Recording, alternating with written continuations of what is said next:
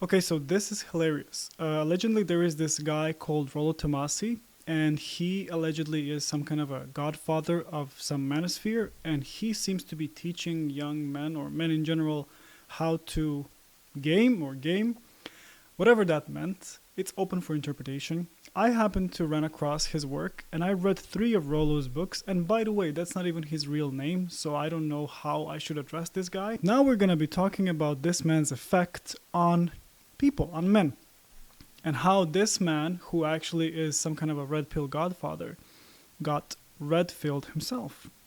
And he did that by showing up to Dr. Phil, which actually had the opportunity to show to the world what this is all about. And I want you to know one thing. These men, guys like this, are not representatives of any kind. They're not representatives of us men. They're not representing anyone other than themselves. If they insist on a personal opinion, and if they have a personal opinion, they're able to express it, but to consider themselves some kind of gurus and teachers while having some really, really bad reasoning of their arguments is not good. And I've been delving into this for a while, really interested to see what it's about, and I'm gonna comment with you this today because I think this is hilarious. So I'm gonna start the video and see if we can make it to the end. Bear with me. Let's get straight into it. Who here has heard of Andrew Tate, the demise of guys? This new think idea that men and women are the same is complete garbage that's been invented, right? So right off the bat, I can tell this is a trap. That you represent Andrew Tate, who represents no one. He represents no portion of men. I don't know who Andrew Tate is. I just see a bald man speaking into the microphone on a screen. And everything that we know about him is based on the image that is presented to us through the media. And then choose your side, pick your poison, and then argue with the opposite. That is exactly what this is meant to do. Read between the lines, understand what this is about. Come on. And also, the demise of guys. Let's get aboard the train that uses this kind of language to shame men and to show them that they're actually not that they're not worthy of being listened to and heard, and let them just don't run over guys. Don't allow yourself to fall this low, to stoop this low as to partake into shaming of either men or women. It is a very bad place to be at, and I don't recommend this to anyone. So I'm just going to continue this with this and see what happens next. But let's just go. Are you an Andrew Tate adherent? He describes a sexual encounter as slap, grab, choke. It's how it should be. Well, if it's consensual, it's all good. Again. And of course, taken from the context, reactions taken from the context, just to make you watch, just to get your attention and have you watch more, consume more. If you indeed are a red pill man, you know that you're not easily swayed, you're not easily affected by anyone, you're not easily seduced by other people's ideas, because you have your own ideas and ideals that are actually, in a larger scheme of things, not even your own. Because we're all part of a greater consciousness, whatnot. And of course comes Rollo, and let's see what happens. To the point where I've got to come on the Dr. Phil show and be an apologist for Andrew Tate, which I am not going to do. Then don't. Then don't, Rollo, or whatever your name is. You came there to that show voluntarily, and no one made you be there. No one said, you're forced, there's a gun to your head and says, come here to Dr. Phil. For a guy who teaches men to be strong, worthy, responsible, masculine, this is kind of not very good representation of that. Just saying. If you give a man true free reign, completely be who you want to be, and you don't let society program you, he's going to drive a fast car, he's going to have a bunch of women, he's going to want to have a bunch of money, he's going to do whatever he wants, right? Whether a woman wants to be a lawyer or a housemaker or if he's going to end up in jail, and if he ends up in jail, then what do we do? Cam girl.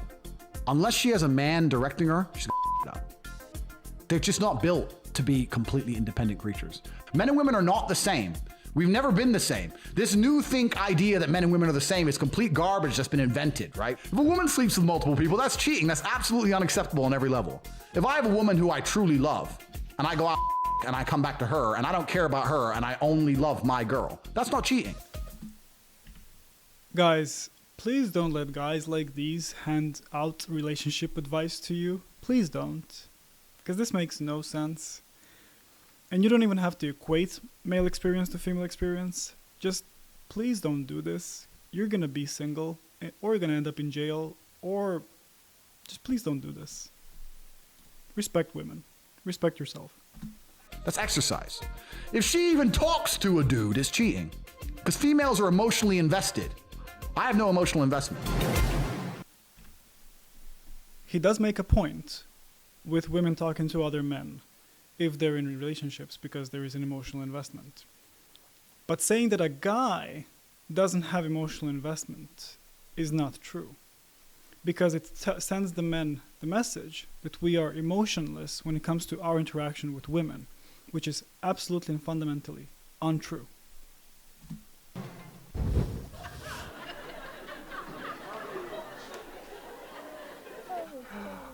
Oh, okay. Some of the women here, I think, might disagree with that a little bit. Moms out there, if you have a son, I bet you have no idea what is happening out there, so you might want to pull up a chair and listen. Our first guest, 24-year-old Ben, says when he was a teen, he had zero self-esteem, never got past the first date, and felt powerless with girls. But he says men like Andrew Tate inspired him to break out of his shell. A woman's primary biological role is to make kids. So the more fertile she is, the prettier she is, the more feminine sexual energy she has. But for men, our primary biological purpose is to build things. A high status, high value man is a man who builds valuable things. Okay, let's stop there for a second. So, does this man look like a high value man to you? Yes or no? And what is all this obsession with some perceived falsely created ideal of a high value man and the illusion that it only manifests externally? This, as a guy looking at this, I consider myself to be down to earth, self-conscious, self-aware.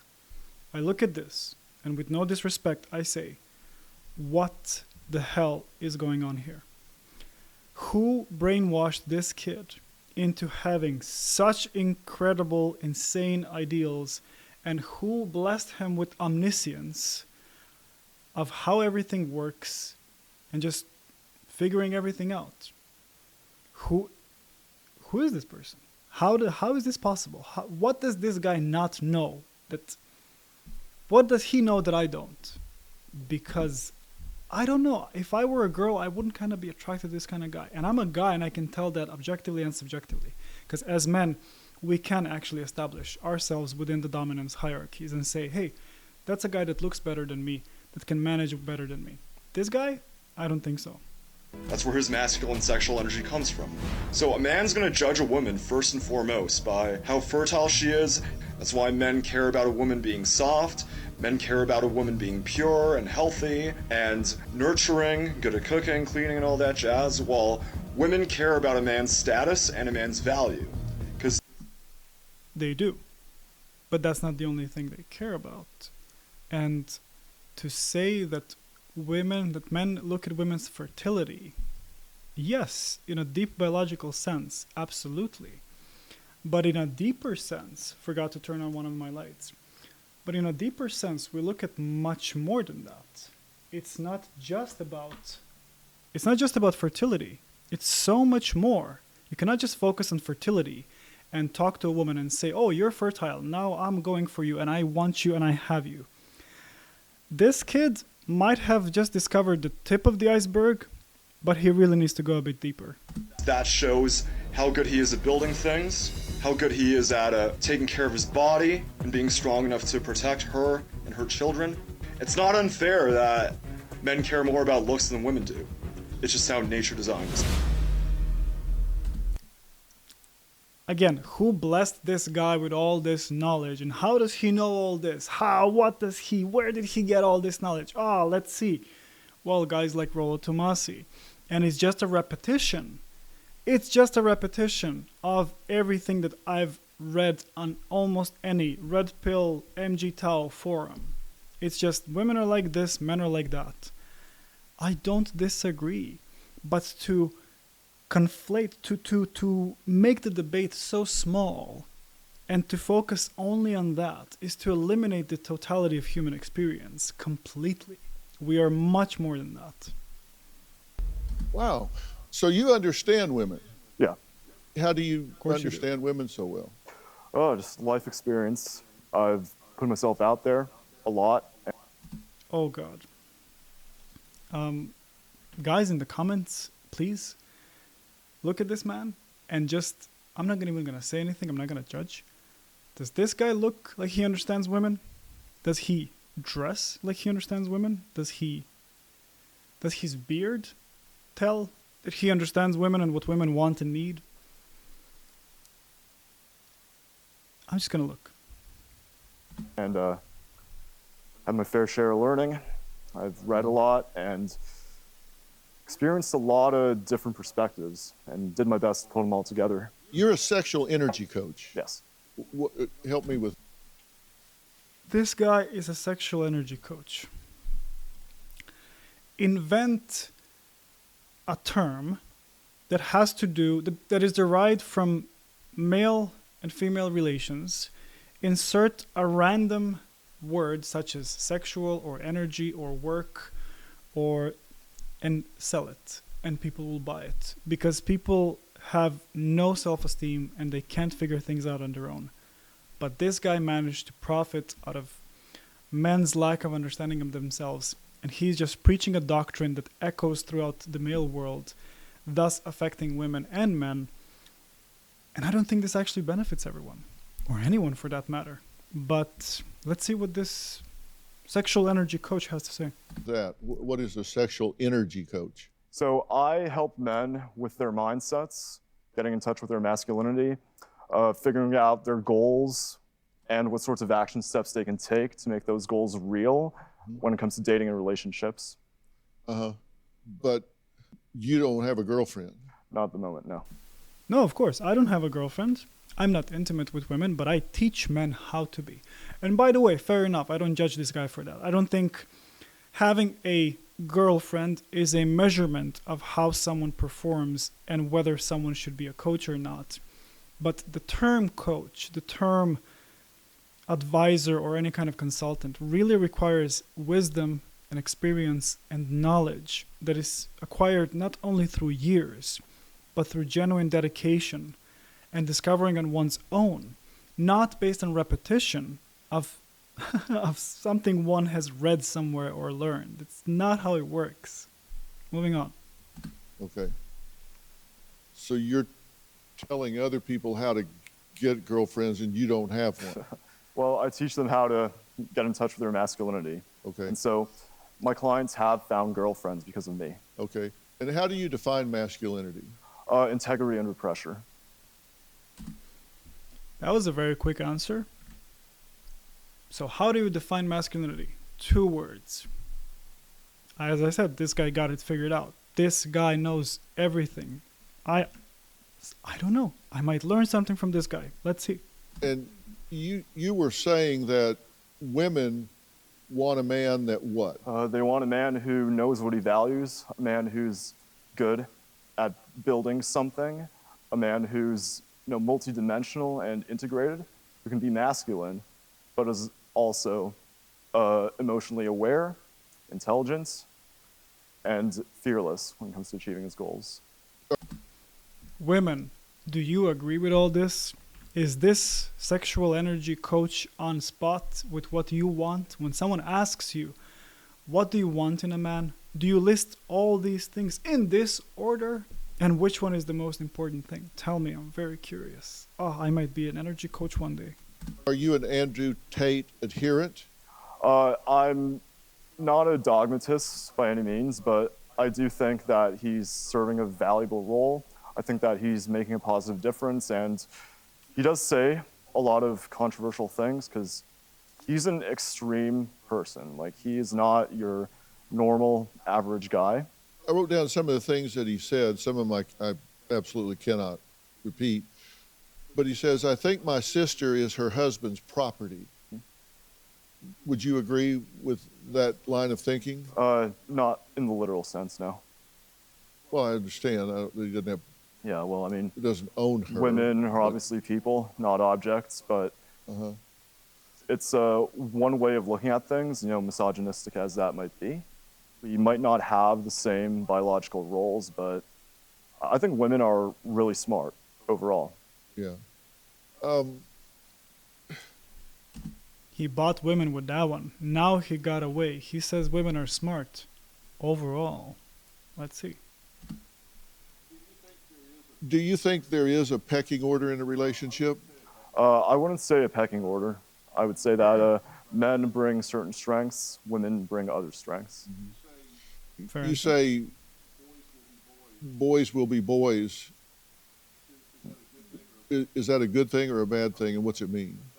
I think it's a good thing. I mean, for boys to be boys, explore the masculinity, find ways to meaningfully challenge themselves and grow. Yeah. You said when you were younger, you were an aimless loser. I was kind of a coward. And Yeah. when I was in high school, I decided that I'm going to get to decide who I get to be in life. So I decided I'm going to be a strong, masculine guy. And so I got into lifting weights, I got into self-development, and eventually I put myself out there in the dating world a lot. And You see, the problem with this, I can see this guy is really trying. However, it might not be enough. For you to be a man, it's not all about going to the gym, lifting some weights, and using such general terms and circular definitions that are actually no definitions at all, and saying, I put myself out there and I'm out in the dating world. One of the traits of lack of masculinity is actually the ability, or the lack of ability, to not speak concisely and precisely. To say, this has been happening and I have accomplished this, and this has happened, and as a resultant consequence of that, this has happened. And to keep it this general is actually a feminine trait. And I'm not dividing into masculine and feminine. I'm just saying that when men try to be masculine, they are subconsciously telling themselves that they are not. And here we have the exact expression of that. This is a guy who, due to personal shame, and actually realizing, as you can see in his eyes, that he doesn't actually amount to much or accomplish much, because that is shown externally. You cannot fool other people, which is exactly why I believe he was chosen to come to Dr. Phil, same as this guy called Rollo Tomassi or other people, because they don't look like that, which is high value, although we all have inherent value. Moving on. learned a lot and grew a lot, and I would say I'm a pretty strong, confident guy now. You said the more muscle I put on, the more affordable, attractive, healthy girls will be available to you. How does that work? Well, because the more muscle you have on your body, the more testosterone your body produces to maintain it, and working out, it raises your testosterone and it masculinizes you, and feminine women are attracted to masculine men. I wonder which kind of books this guy read and where he gets this semi-information from, because this is backed by so little factual evidence. Although we might be objectively aware that this is true, in a subjective sense, this is absolutely not what women go for. If this were the case, women would just be throwing themselves at men who are filled with testosterone and muscle. There has to be a natural equilibrium, balance, in a man that also can attract a woman, because women are not conditioned to actually maintain relations with these kinds of men. They need to learn how to do that. And if you're the first man that a woman has ever met and she has no idea how to approach the relationship because you're this testosterone imbued guy, that's going to be terrifying to her. And you cannot go to her and say, well, I'm not scary as you think I am, but I'm this bulky guy. It's not that easy. You cannot put it down or break it down to this simple terms. But let's hear more. Really? Yeah. You talked about the greatest harm to men right now. You said there's a lack of positive masculine role models. and that Andrew Agreed. Tate is stepping in to fill that role. Exactly. Okay, and you think in a positive way.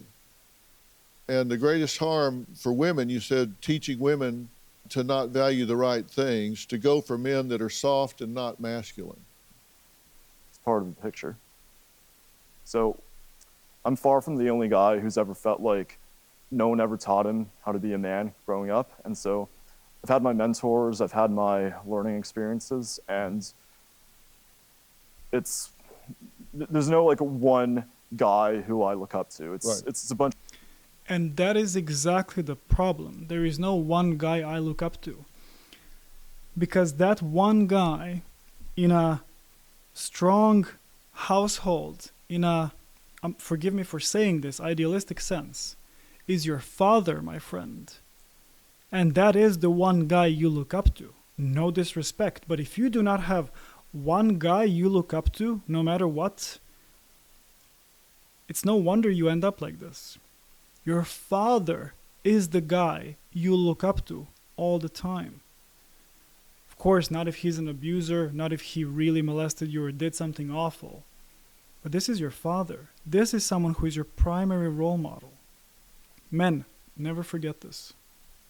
Of men I've known who've taught me what I could be, what I could become, and Andrew Tate is not nearly one of the most important ones, but I do see the value he's adding. Like, there are a lot of young men, boys out there, who maybe their father's not in their life, they've had a weak father, they haven't had many positive male role models growing up, and to them, they're zoom in on the kid for extra drama. You see a kid that responds probably not to this same question, but yeah, just increase the drama. Let's go. Seeing Andrew Tate as an aspirational figure. Like, they don't have to, aspire to be 100% like him. They don't have to have the same goals, take the same action he's taking. But he's one guy of many who's showing them that they could be more. You think 25? Again, I do not disagree, but it is a superficial demonstration of what it means to be more. It is not pure, and it's not, in essence, serving men and women. It is overemphasizing the more potent masculine traits of men, which, as for example Jordan Peterson says, have to be harnessed. You can be Andrew Tate, but you will be perceived as dangerous to the society, which is exactly what has happened, and which is exactly one of the reasons Andrew Tate is in jail. Now, you can speak about the Matrix, you can tell someone framed him, you can tell whatever you want, but you put yourself on a spotlight if you become the manifestation of this kid, or of what this kid is trying to say. It doesn't work that way. The solution is never that simple. Yet it is. It just doesn't have, oh, this man is the ideal. It doesn't work like that, because all other men that will come to follow will be bad copies of that man. It doesn't come from a good place, because as men we learn from each other, but we don't constantly think how to be the best. We just, I don't know, I speak for myself. I just want to be a decent guy. I just want to do things that I love, enjoy, provide for myself and my family, friends, enjoy life, go and have fun, and create. Most importantly, create and share that with people and teach people and share my knowledge. They're kind of going over the hump. Well, it's one way to look at things, because nature's designed us to build things. It's designed women to carry healthy children. And so young women are more fertile. Like, that's not the entire picture of a woman's value, but biologically, True. Younger women are just what men go for. Okay. Rollo Tomassi is a blogger, author, and YouTuber whose 2013 book, The Rational Male, has come to be considered the unofficial Bible of the manosphere. Now, he says everything that you hear from Andrew Tate is usually a derivative of his book and his teachings. We have His name is not Rollo Tomassi. When you are a person standing up to an ideology, or praxeology, however you want to call it, even though most people don't even know what a praxeology is, and Rollo Tomassi, if you're listening to this, Just stand behind this and say it is an ideology because it purports an ideal. It is not a praxeology, and it is not solely a praxeology. It is an ideology because it shows men what an ideal manhood masculinity is. Let's call it what it is. Moving on. Women who are building themselves up according to this strong, independent, female empowerment narrative. And as a result, all they've done is become the man that they wanted to marry. And guys don't want to have anything to do with that. So what do I tell them? What do I tell that chick who's 26 years old, who's probably making more money than most of the guys I know? She's an alpha male, right?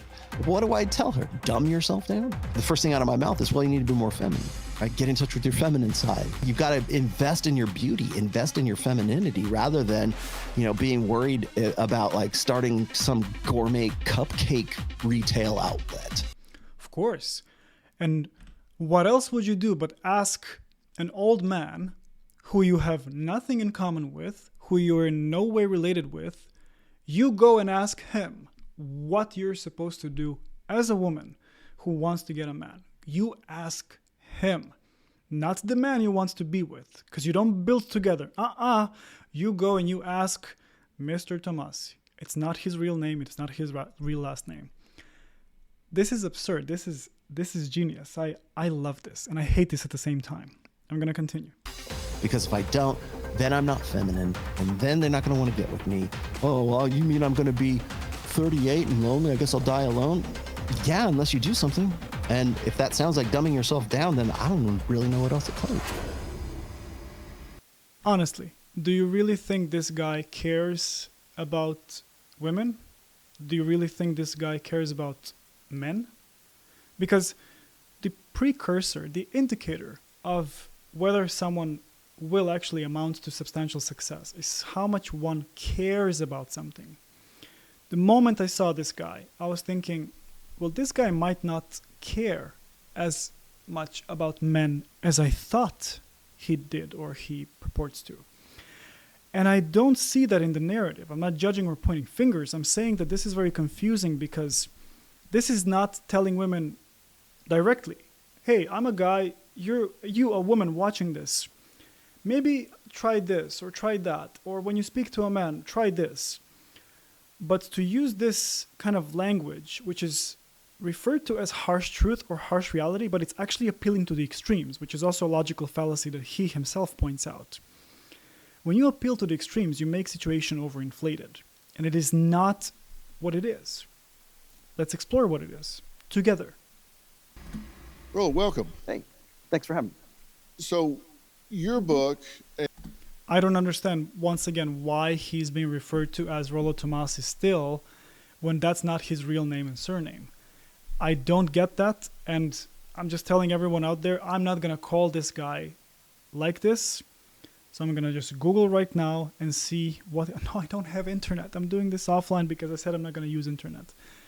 I will write his name here, not to expose him, but to tell you, guys, when you speak about things and when you build a brand, you take responsibility and you tell, this is me, this is who I am, not a pseudonym, a name, so that we can know that you can be held accountable for what you say and do.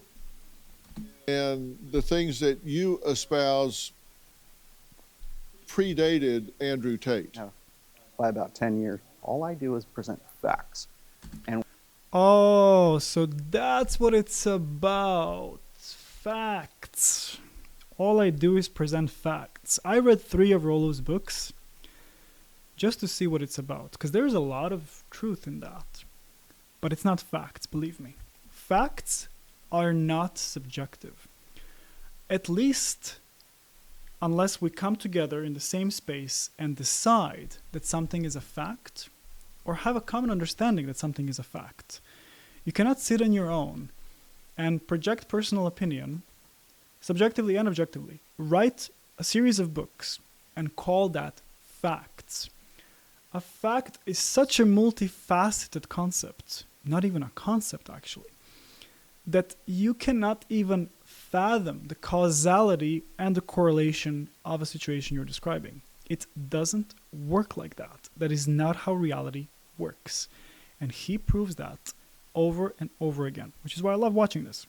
What happens is particularly now, and I've been doing this for about 20 years, you will see a lot of come-ups right now who want to take it and run with it on TikTok. They want to take it and run with it on Instagram. We live. What kind of argument is that? This is, again, guys, this is why I say don't listen to this kind of... I'm not going to tell you what to do. I shouldn't tell you what to do. But if someone opens an argument by using TikTok and by using social media references, this is where this person gets the most of information from, thus not getting it from the real world. Please understand that. Please understand this. In the social media age, and a lot of the work that I've done really for about 20 years right now gets distorted quite a bit. And I think we're at that point right now where things are getting distorted. And again, to the point where I've got to come on the Dr. Phil show and be an apologist for Andrew Tate, which I am not going to do. I will do. And again, then don't do it. Don't be a victim, Mr. Tomassi or whatever your name is. No one made you come there. If you're invited and you're there, stand up for yourself and don't be a victim. No, that's not what I want to do. No, I didn't come here to be a Tate apologist, and that's not what I'm going to do. Then don't. Act like it. Be a man and say why you're there. And teach by example, as you should, how to be a man. 24. That's 24. 24 years 25 in a old. couple So weeks. we're looking at a Gen Z. You're looking at a generation that was acculturated and socialized behind a screen. We have Good point. a generation of what we call lost boys right now who don't have a father figure. They don't have any guidance, whether it's masculinity or much else for that. That, I had to interrupt him mid-sentence. That is not true.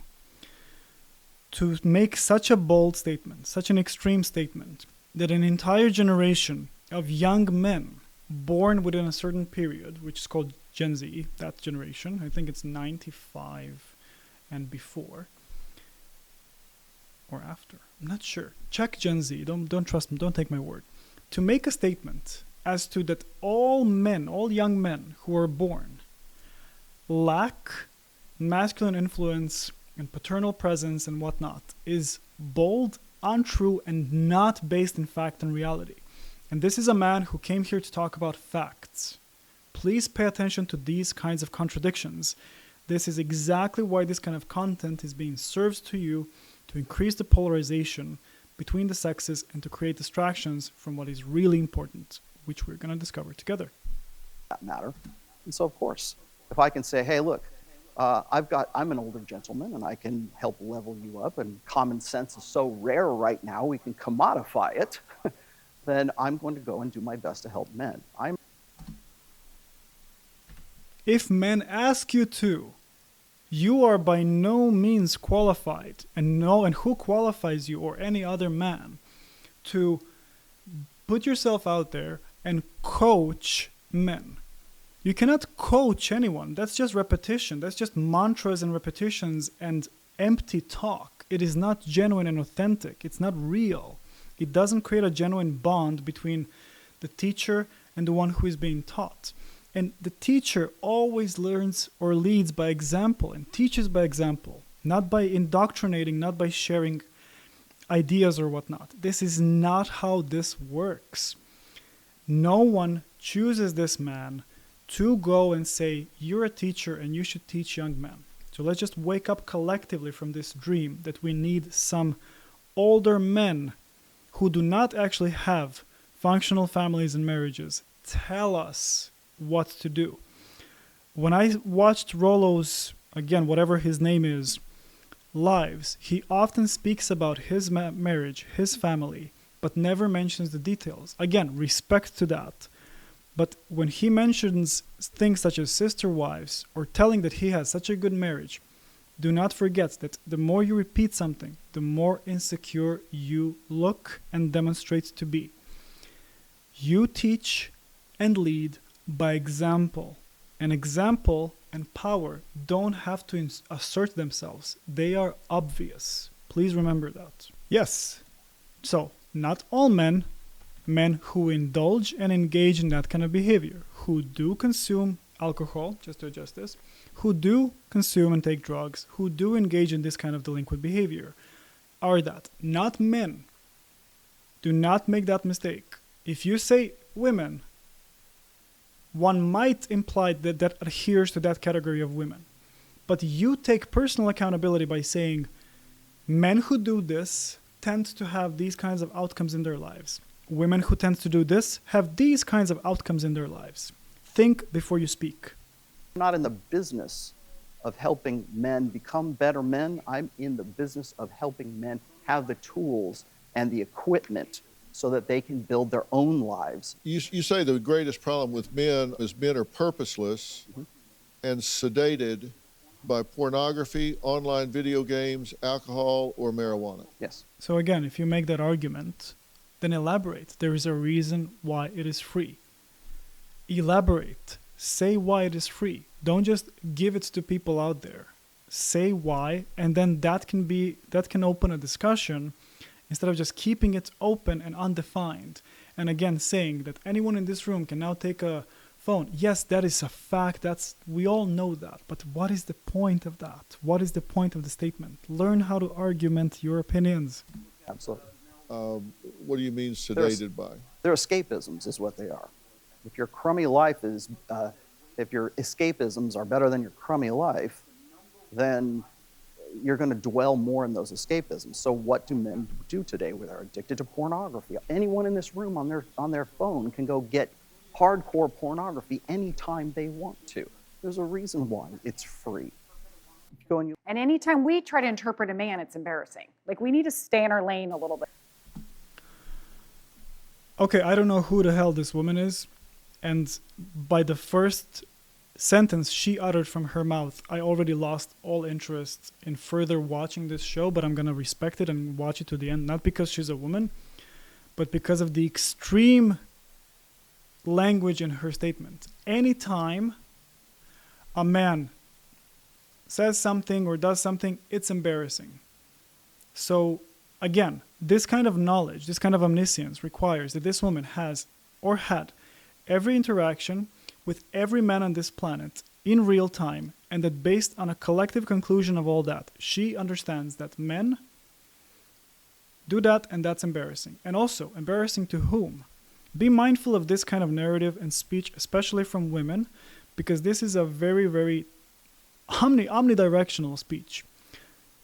Ask for people to be specific and to clarify exactly what they mean.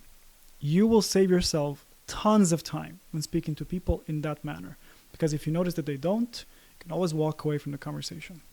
More. When I hear a man telling me what I want as a woman, there's just some misconceptions being thrown about as though the generalities are true. Every time. And we're missing a No, huge it's not a component of fact. relationships that's a really important one, and that's intimacy. We're talking all about prestige, and relationships have two components at their very base: intimacy and prestige. And every relationship at its core is a mix of the two. If you ask Esther Perel, she'll tell you another two concepts and how relationships are layered. If you ask Teal Swan, whoever you want to ask, they will tell you different things. Ask different people, they will tell you different definitions and interpretations of their reality and how they view relationships. Do not rely on other people's interpretations. Have your own opinion. Even take the super old rich guy and the super young hot girl, there is a component of intimacy to their relationship that works for them. In addition to the prestige that comes with his success and his monetary gain and her beautiful body and her youth. And so I feel like we're missing it, and we're doing a disservice to both genders. And the other thing is, it always feels like a gender battle. Like, it's always men versus women. And even at home, I cannot talk about this with my own husband. I cannot talk about men's rights with him. I want to kill him in about 30 seconds. Well, that must be one very healthy marriage then, when a woman goes on TV and publicly admits that she wants to kill her husband within 30 seconds based on their argument. Very interesting. What do you think about Andrew Tate? Well, first of all, everybody has heard of Andrew Tate. Certainly everybody who's under the age of 40. He had... Again, who are these people who generalize this much and who really take so much joy in just saying, oh, everybody has heard of him, and fuck it. 12 billion views on TikTok. He was searched 4 times as much as recession, for example. And so people know who he is. And I think I was actually listening to Ben earlier, and I have three sons in their 20s as well. I got to tell you, the paternal instinct in me was coming out very, very strongly listening to you. I really felt where you were coming from. But I also think the fact we're having this conversation this way tells us what a horrible mess we've got ourselves into. Equality is a canard right now. Equality is defined by what? See, the thing about equal opportunities. Okay, equal opportunities. But Again, equality is not defined by equal opportunities because we all create opportunities. We all are responsible for our lives and our fates, regardless of the sex, regardless of the gender. Female president. But yet, okay. Women on college campuses. So Equal those pay. are equality of outcome right now, Right. not equality of opportunity. We have equality of opportunity. What on this side of the fence, anyways, is advocating for is equality of outcome. And that's the real problem that we're looking at right now. Well, this is pretty much the end of the video. I invite you to watch the rest because I believe this to be quite an interesting debate and a discussion. Just gonna do something real quick here. Do watch this and have an opinion of your own. I simply happen to be someone who has run into Rollo and who, whatever his name is, I wrote it before. I'm not gonna play that game of referring to him and something that's not his name. But I find this very interesting. I think you should have your own opinion always and should not be guided by false prophets and gurus. As a man, no one can tell you what you should be. You are naturally inclined to follow certain men based on your values, who you are, and virtues that you embody as a man in your life. And you'll discover on your own if that is true or if that is false. And that is the beauty of your human experience. That is the beauty of a male experience, that you go and you try and you fail and you try all over again and see where that takes you. And if you made a mistake, you acknowledge and admit you made a mistake and you move on, which is not the type of men that these are. These two men that came to the podcast to speak about Andrew Tate. Because the inability to admit a mistake is one of the things that will make you very attractive in women. And you can still do that while maintaining your so-called frame, your power, and it's called accountability. Try it. It works very well. It's not meant to be working, it just is. You are an accountable, responsible man. Let me know what you thought of the video, and please give your own comments. And as always, like and subscribe, and I will see you in the next one. Thank you for your attention and time.